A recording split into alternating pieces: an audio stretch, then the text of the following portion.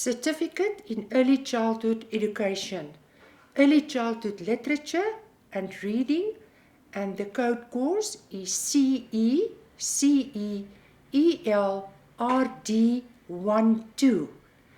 Examination based contact session. Your tutor, Mrs. S. van Wyk. Good afternoon, students. I'm Mrs. Sonja van Wyk, your tutor for this year.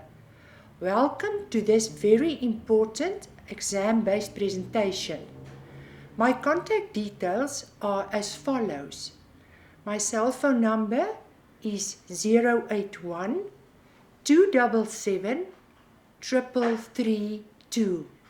My email address is sonia@wap.edu.na. Please feel free to contact me for any work-related problems or if you need any assistance for the coming exam. You can contact me Mondays to Fridays from 5 o'clock or 1700 hours to 1900 hours, that is 7 o'clock. You can phone me or SMS or email me for assistance or help for the exam. It is preferable that you send me an email. In latter case, I will answer you through a detailed email. In this presentation, I will teach you the following.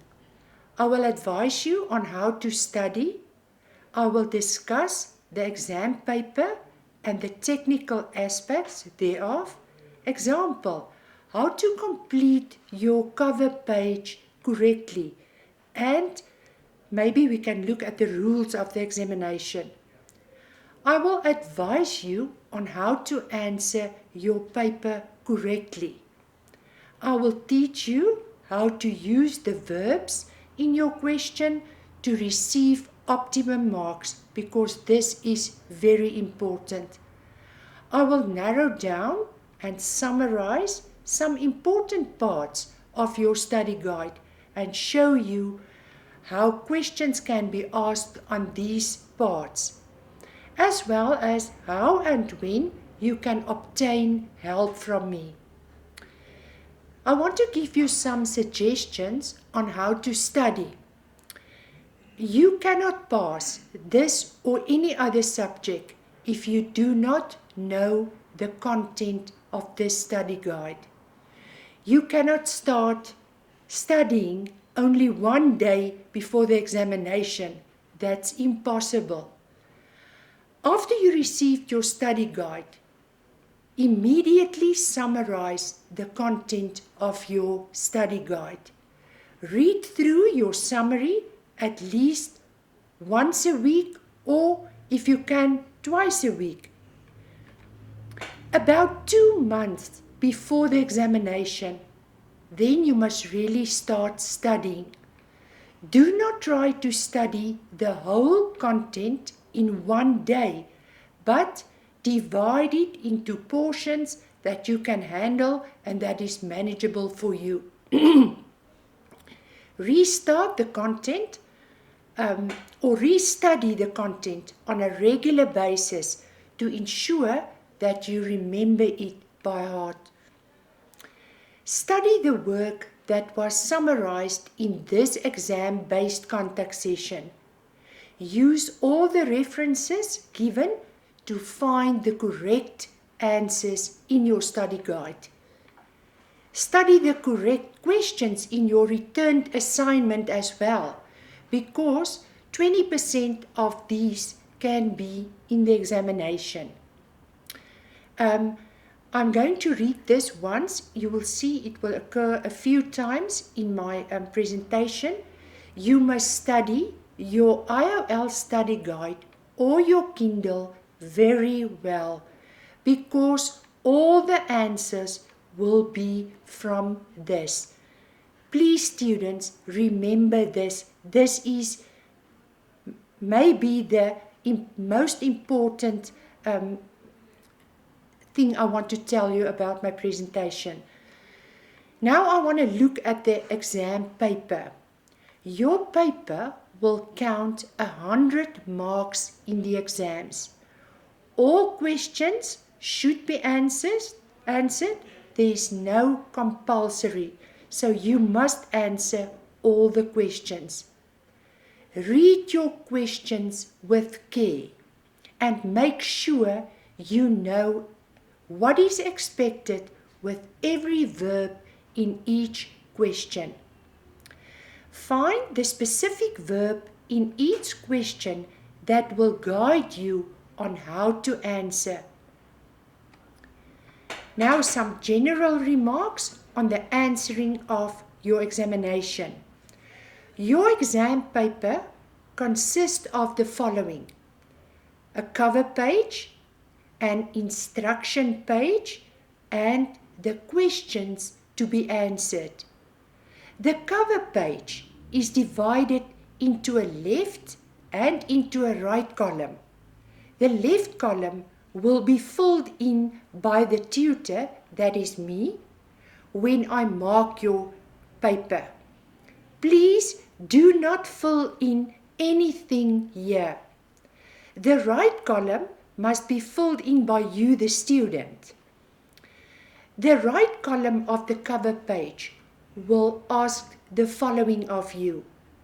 The following headings can be found on the right-hand column of the cover page and must be filled in by you, the student.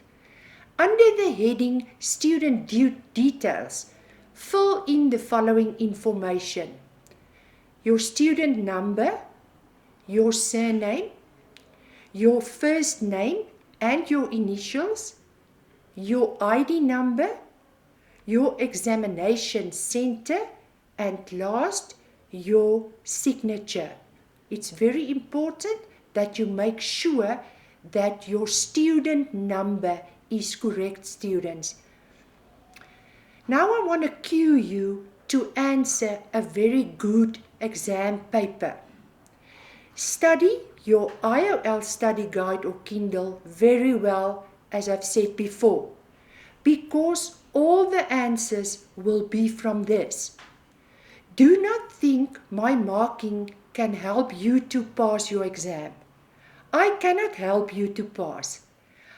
I'm just the tutor and I mark according to a memorandum, and at the end of the examination, my papers are moderated by a moderator.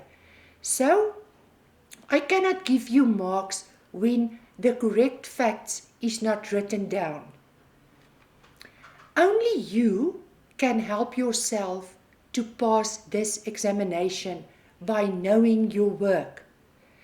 Very important is read the questions in the paper until you understand what is asked from you. A lot of students do not understand what is asked in the questions. Answer in your own words means you must construct the correct facts from your study guide in your own words. It does not mean make up your own facts and write your own study guide or stories. You must write in your own words, but you must construct your words and your answers from your study guide. That's important. While doing this, make sure you do not lose some important facts of the specific question. To avoid this, please list the facts by numbering them. You can number them either with 1, 2, 3, or you can use bullets or plain dots.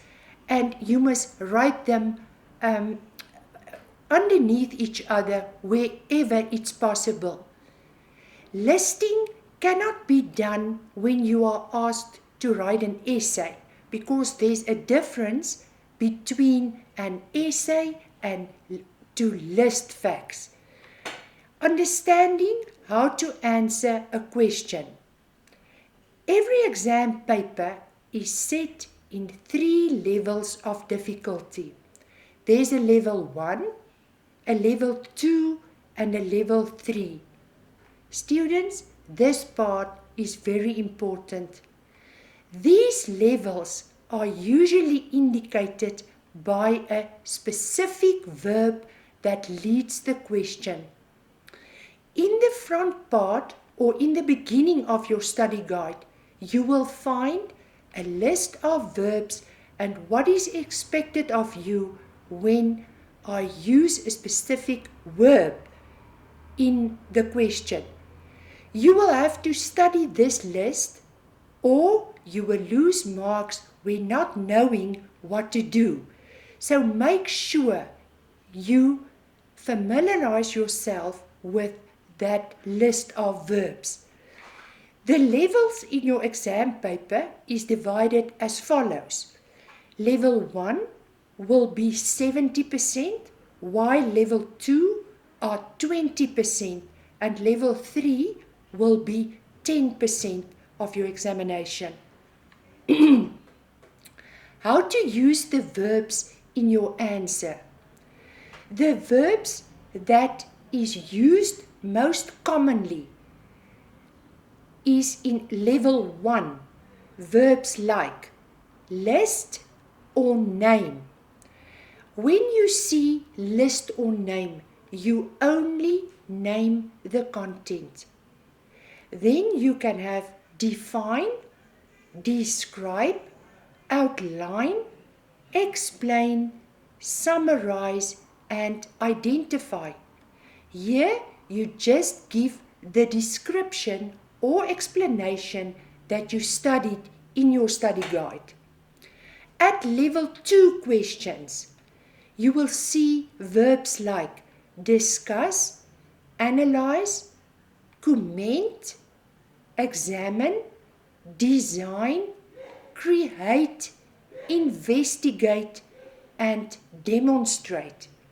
With these verbs, you must still use the facts from your study guide, but you cannot only give the facts as it is. Some other actions is needed.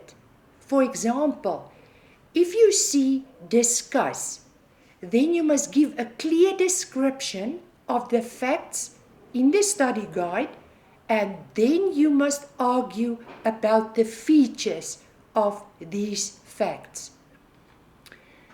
Examine. Identify detailed features of something.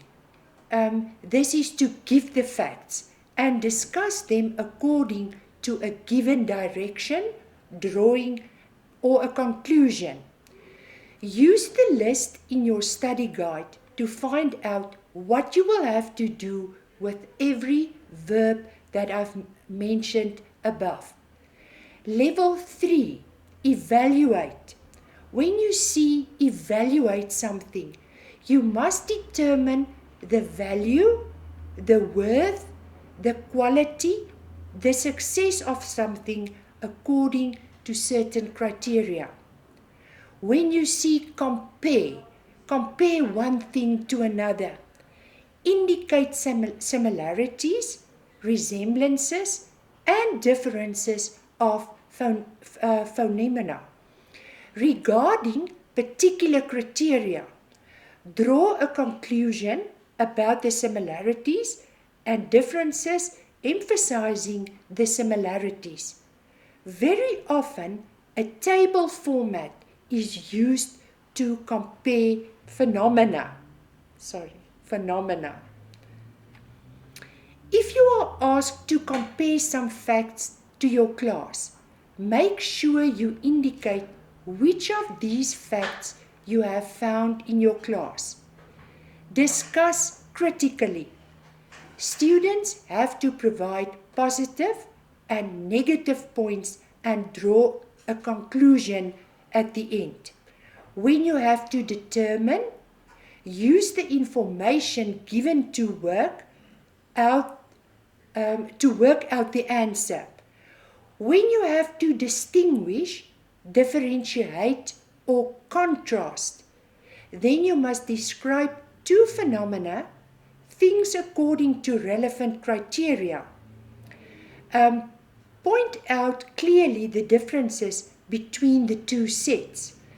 It is very important that you know what to do with all the verbs, as not knowing will cause you losing valuable marks.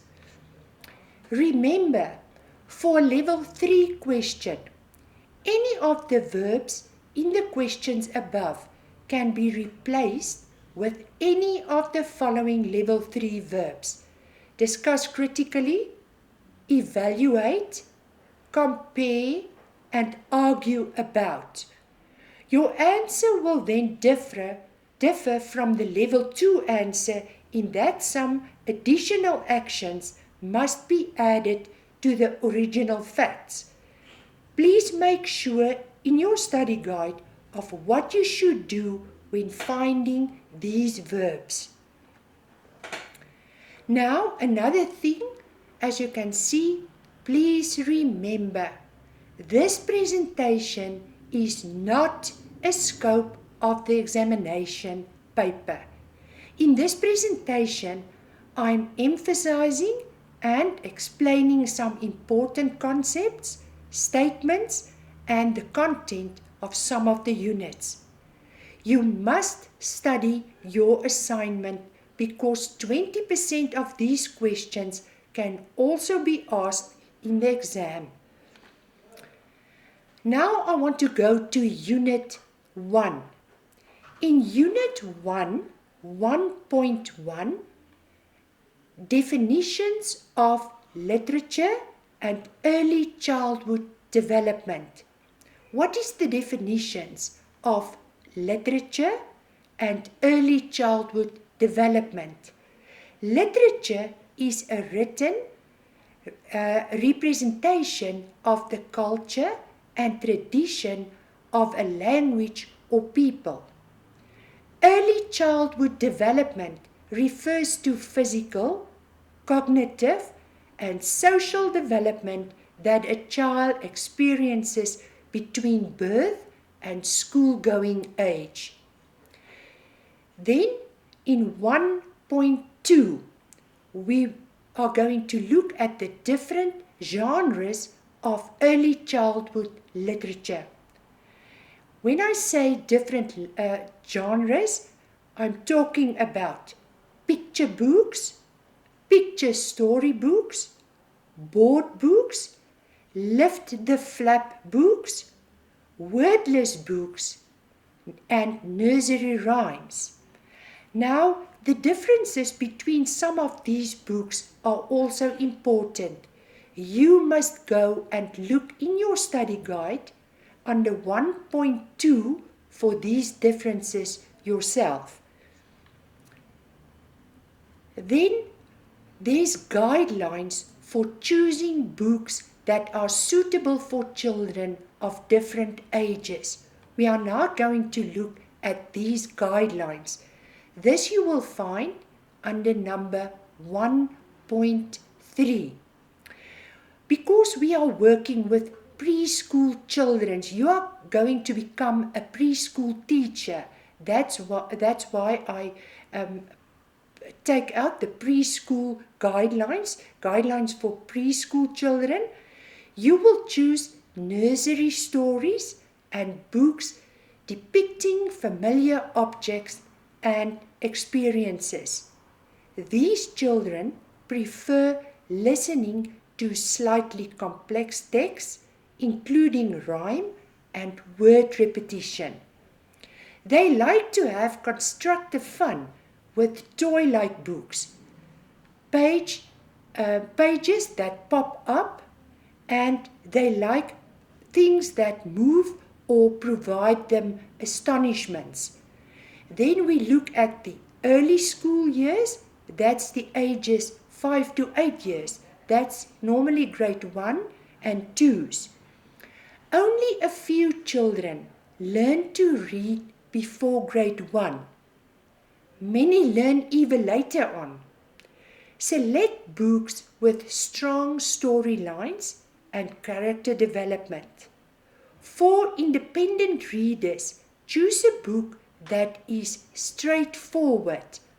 Words must be familiar from everyday use. Look for books that are called easy readers. That's the specific books for that age. Now we are going to look at 1.5.2. Here we are looking at the advantages and benefits of reading to children on a daily basis. It's very important that parents as well as teachers read to their children and learners on a daily basis. The more you read to children, the more knowledge they absorb. Reading to babies and toddlers give them a head start in reading. They get skills that is necessary for reading themselves. They learn to follow words across the page from left to right, and they also learn how to turn a page. Students, you have to elaborate on this, please. This is only for short remarks on the advantages and benefits of reading. Please see that you can elaborate on these 4 facts that I give you now. Then 1.5.3, emergent or emergent literacy.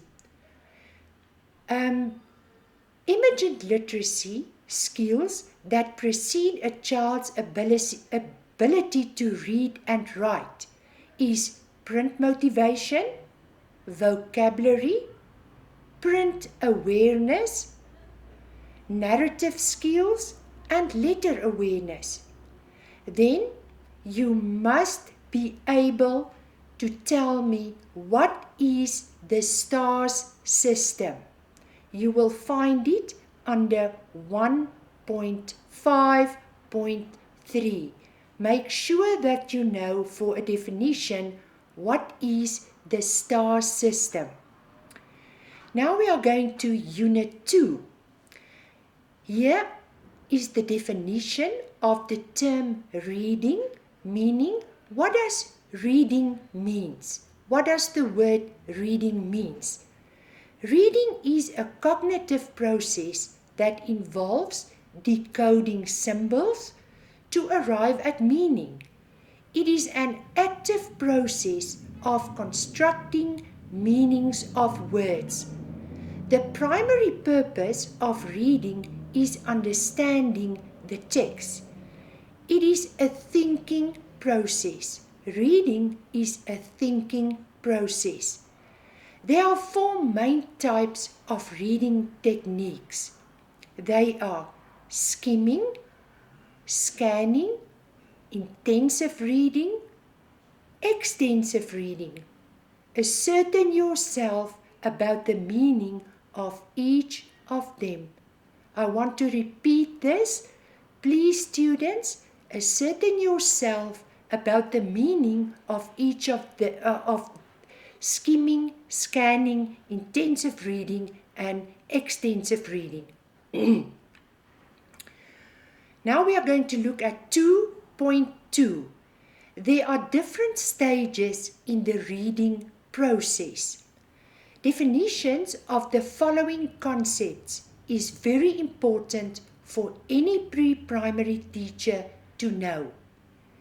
You must know what is independent reading, what is buddy reading, what is guided reading, and what is shared reading and reading aloud. Please make sure that you find that under 2.2 and that you are able to define each of these concepts. Then at 2.6 we are going to look at the deficits in reading comprehension. Inadequate understanding of the words used in a text, inadequate background knowledge about the context of the text, a lack of knowledge about different writing conversations like humor, explanation, dialogue, etc. A deficit in the verbal reasoning ability, which would enable the reader to read between the lines. The reader would have a lack of ability to remember verbal information. In 2.7, how to motivate or encourage or cultivate learners to read more and develop a love for books. Remember, students, that will be your responsibility as a pre-primary teacher to motivate or encourage or to cultivate your learners to be active readers and to develop a love for books. Now, things that you can do to do this is through read expressively, add inflection to your voice, read slowly, adding different voices while reading, have fun with reading, pause while reading, let them turn the pages for you, pay attention to the learners while you are reading, pause every now and then, don't shut down children's predictions, ask them to identify with the characters, look at the learner's body language, adjust your behavior, shorten your reading time, reading stories aloud that are short and have bright colors. When you read a story aloud to your learners, make sure that it's a short story and that it has bright colors.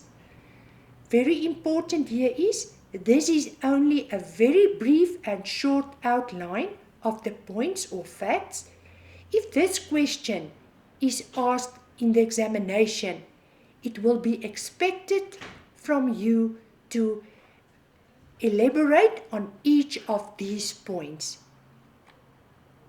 2.8.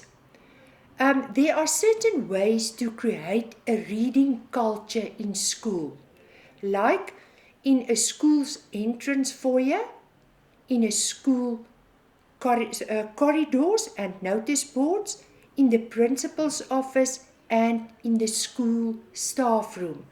This is places and ways where you can create a reading culture in your school. Then we are moving to Unit 3. At number 3.1, this is activities that can support and improve visual perception.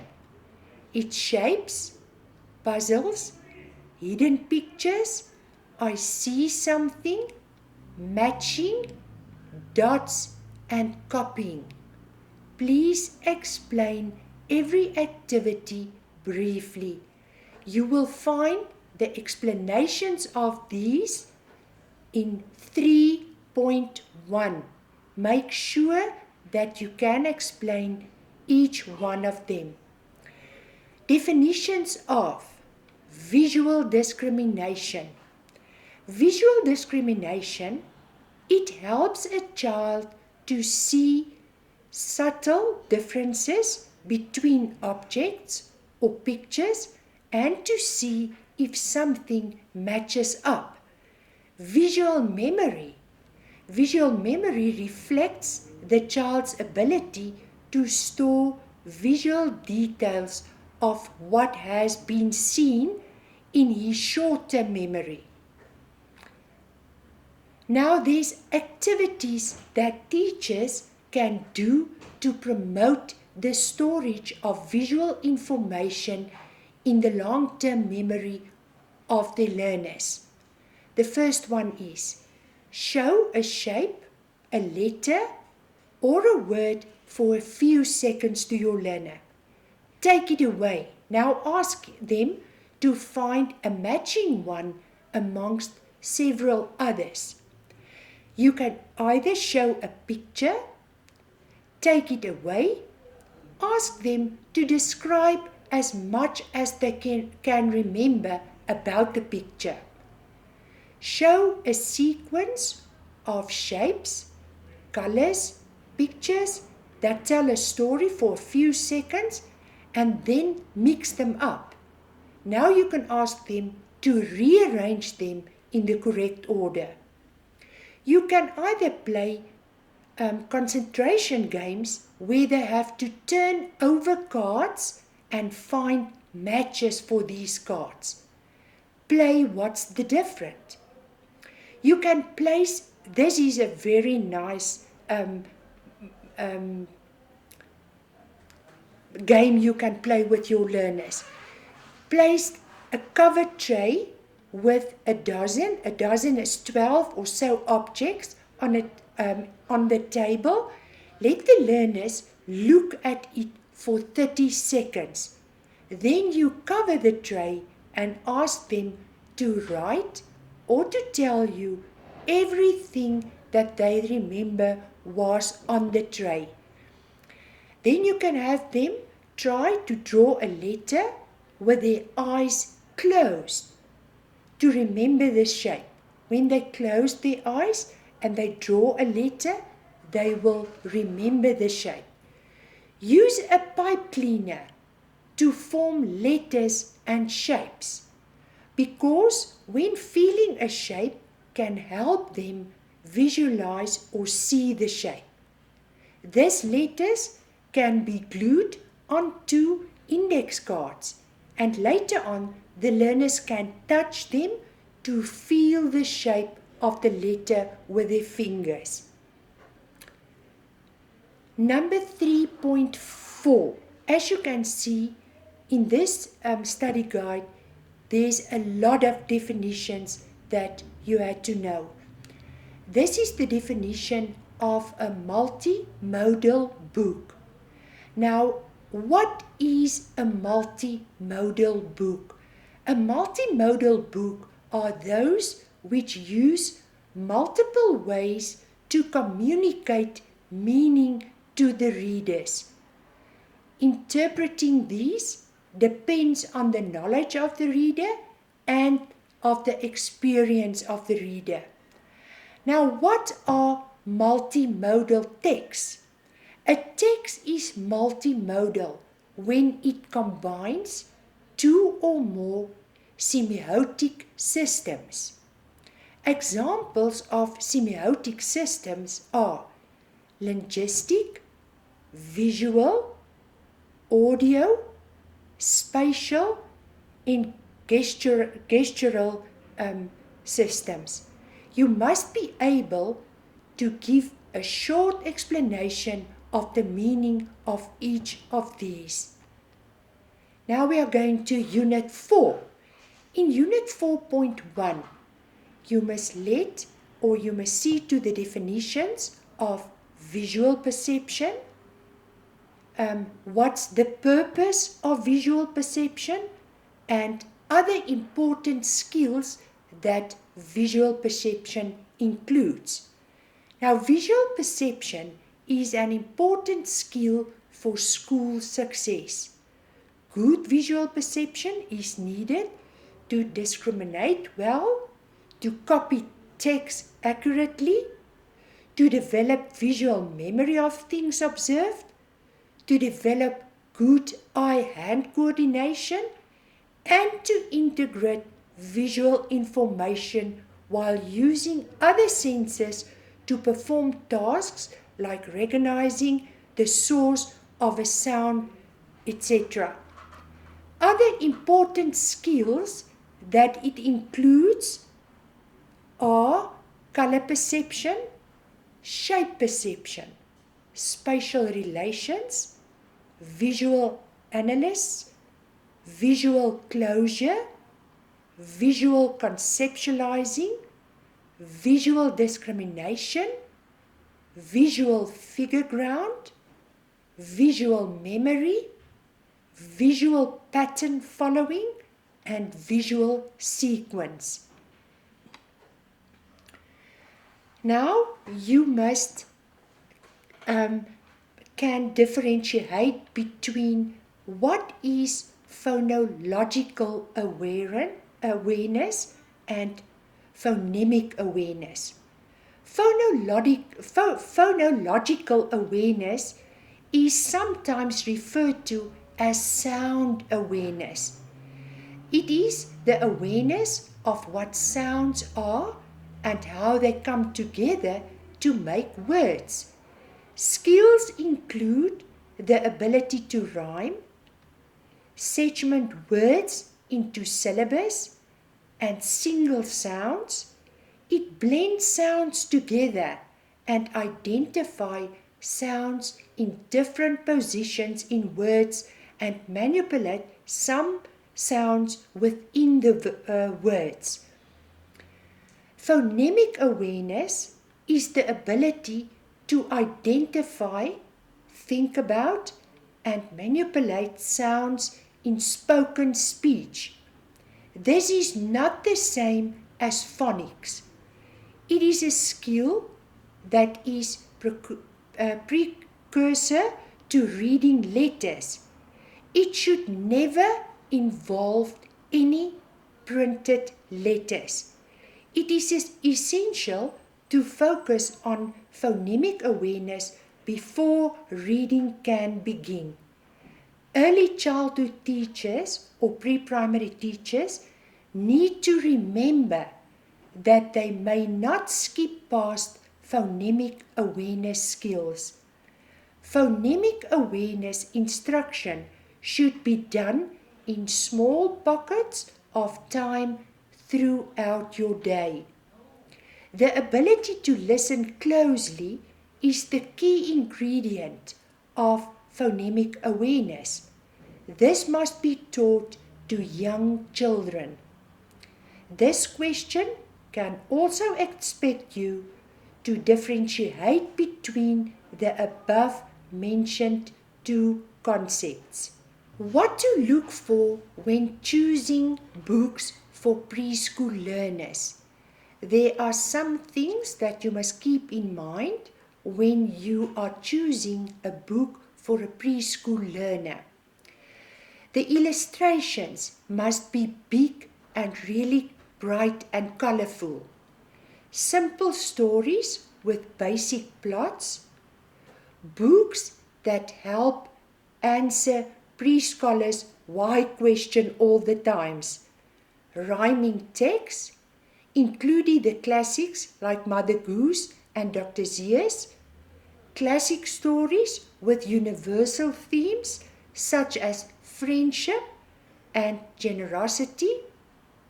Activity books that encourage exploration, observation, and play. And bedtime stories to calm down a preschooler after a busy day at school. Now we are going to look at Unit 5. The basic competencies for preparatory reading in the pre-primary phase. It is to exercise eye muscle, left to right, top to bottom movements. To focus the eyes on a stationary object while the head is moving and vice versa. Refocused rapidly from far to near as when copying from the chalkboard. Arrange pictures in correct sequence. Participate in card, word and memory games. Observe the whole as a meaningful entity. Perceive objects in the foreground and background and separate them meaningfully. To complete a jigsaw puzzle up to 12 pieces and to observe a picture as an entity, to separate its parts logically and bring them together again to a meaningful whole. There are some warning signs to look out for as you listen to a child reading aloud. It is necessary that you as a teacher will know these warning signs. They are: the child doesn't know the sounds associated with all the letters. He skips words in a sentence and doesn't stop to self-correct. He can't remember words. He sounds out the same word every time it occurs on the page. Frequently guesses at unknown words rather than to sounding them out. That is the warning signs that you should look out for when you listen when a child is reading aloud to you. Types of learner support that a teacher could offer to children who experience vocabulary problems or problems with vocabulary. Help build language skills in class by playing oral and written word exercises and games. Teach children about the important, useful, and difficult vocabulary words before they read the text. This will help them to remember the words and improve their comprehension. Offer children many opportunities to encounter and target vocabulary words beyond the context in which they are taught. Have children use taught vocabulary words often and in various ways, both orally and in writing, so they are better able to remember the words and their meanings. Teach vocabulary via explicit instruction and through independent readings. Help children learn to use context clues to determine the meanings of the words. Teach them that some context clues are more helpful than others and provide examples of helpful and less helpful clues. Read to your class on a daily basis each day. When a book contains a new or interesting word, pause for a moment and define the word for the children. After you're done reading, engage them in a conversation about the book that you just have read to them.